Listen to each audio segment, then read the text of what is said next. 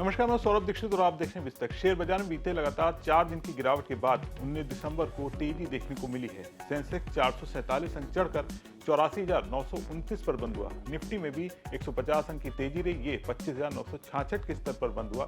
Sensex के सभी 30 शेयरों में से 26 में तेजी और 4 में गिरावट रही। Tata motor, passenger vehicle, power grid और बीईएल के शेयरों में 2% तक की तेजी रही है। निफ्टी 50 के 41 शेयरों में तेजी और 9 में गिरावट रही। एनएसई के सभी सेक्टर्स ऊपर हैं। ऑटो, रियल्टी और हेल्थ केयर में सबसे ज्यादा तेजी देखने को मिली है।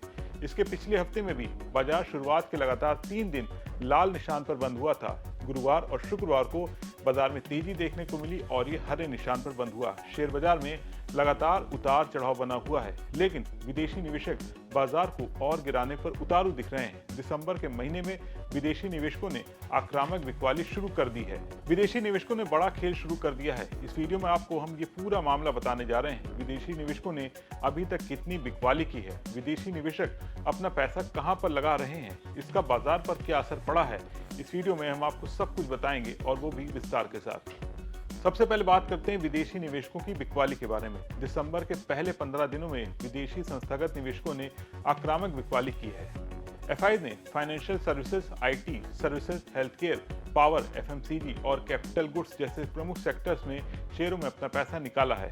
विदेशी बिकवाली का सबसे ज्यादा दबाव फाइनेंशियल सर्विसेज सेक्टर पर देखने को मिला है। इस सेक्टर में एफआईज ने दिसंबर के पहले 2 हफ्तों में 6,516 करोड़ रुपए से ज्यादा के शेयर बेच दिए हैं। इससे पहले नवंबर में भी इस सेक्टर में 3,100 करोड़ से ज्यादा की बिकवाली की थी। आईटी और सर्विसेज सेक्टर में जबरदस्त बिकवाली रही है। यहाँ दोनों सेक्टर में करीब 3300 करोड़ रुपए की निकासी दर्ज की गई है। नवंबर में आईटी सेक्टर में 5,794 करोड़ रुपए, जबकि सर्विसेज से 980 करोड़ रुपए की निकासी हुई थी। हेल्थ केयर और पावर सेक्टर में भी बिकवाली के दबाव में रहे हैं। दिसंबर के पहले पखवाड़े में हेल्थ केयर में 2,351 करोड़ रुपए और पावर सेक्टर में 2,118 करोड़ रुपए की निकासी हुई है।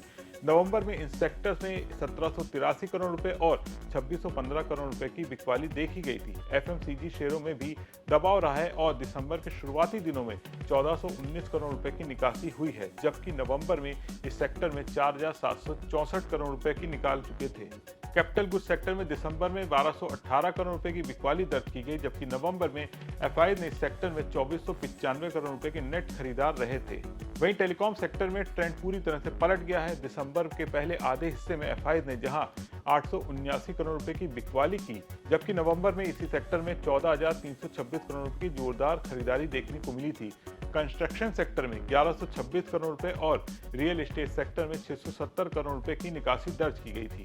तो अब बात करते हैं विदेशी निवेशक अपना पैसा कहां पर लगा रहे हैं। रिपोर्ट्स के मुताबिक बिकवाली के इस दौर के बीच oil and gas sector FIs की पसंद रहा है। दिसंबर के पहले पखवाड़े ने एफआईज ने इस सेक्टर में करीब 3,000 करोड़ रुपए का निवेश किया है, जबकि नवंबर में यहाँ 7,170 करोड़ रुपए की खरीदारी हुई थी। इसके अलावा मेटल्स और ऑटो सेक्टर में भी एफआईज की वापसी देखने को मिली है।